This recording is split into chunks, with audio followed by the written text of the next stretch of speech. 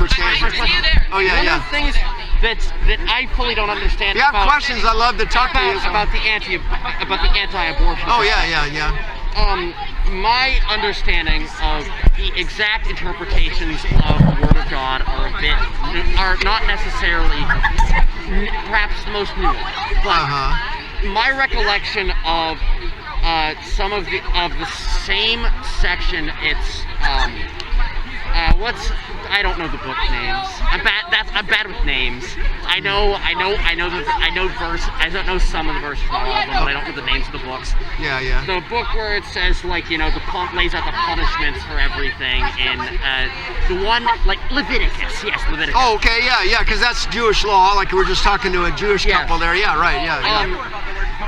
One of the main things in that book, it states that the punishment, the fine for inducing a miscarriage in someone, I'm not sure if it's intentionally or unintentionally, is paying 20 silver pieces to the woman's husband.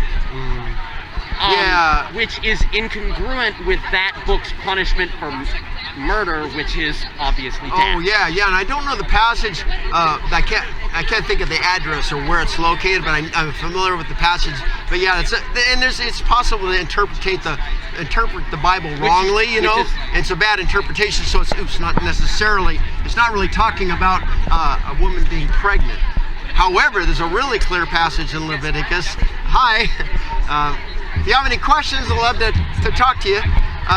But the one that talks about where a pregnant woman is injured, then there shall be compensation. In other words, take care of the person. I've heard that it's injured in such a way that causes a miscarriage.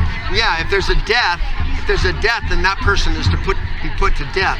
So there's an Old Testament but if it's the death specific to pregnancy, killing a baby in the womb, whether intentionally or unintentionally. I've heard again. I am reasonably confident that is paying 20 silver pieces to the woman's wife.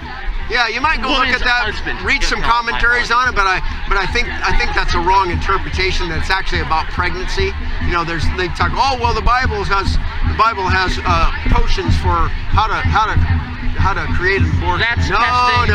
That's slightly different. Yeah. Or people say, well, the Bible doesn't talk about homosexuality at all, and talks about only for a man doing a boy. But if you read the book of Romans, it's obvious. It says when a man lies with a man. I mean, it's like. Well, then what about lesbians?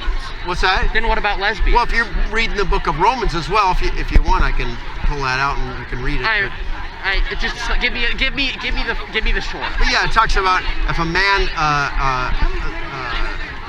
does shameful things with man, and women lie with women doing shameless things, then there's a penalty for that. Shameless or shameful? Because shameless implies that there's no shame under God.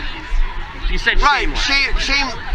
Shameful. I'm sorry, shame, not shameless. Shameful. I'm getting tired of it. But a little stressful. I took my sign. But you're saying, then you're asked. Then I must come and ask again of. Who's to say in what part of the Bible does it say that, in what part of the Bible does it say that being a lesbian is shameful under God? Well, it talks about right then in the first part of Romans. I should just read it to you. It'd be pretty clear to you. If you want, can I read that to you? Yeah, sure. Yeah, let's see it. Let me again, I remember mentioning men lying with each other. Yeah. And I would not be uncertain if there's something mentioning women committing shameful acts with other women, but ultimately, if they never mention women lying with other women, then it wouldn't necessarily. That's a fair question. But yeah, let's look at that. You should. Although, honestly, if you want to get into biblical debates, you should probably have that section of Romans marked because it's on your sign. Yeah, it's good to have that, but yeah, it's not that hard to find. I got a lot of stuff in my Bible, but I don't have that mark. But so here we go.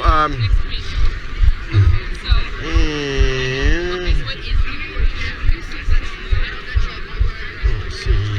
This one.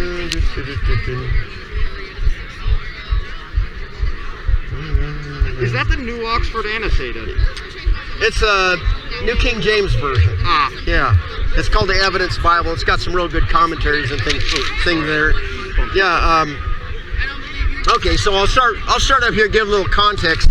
Here it says, so verse 22 says, professing to be wise, they became fools and changed the glory of the incorruptible God into an image made like corruptible man, birds and four-footed animals and creeping things. Therefore God also gave them up to unclean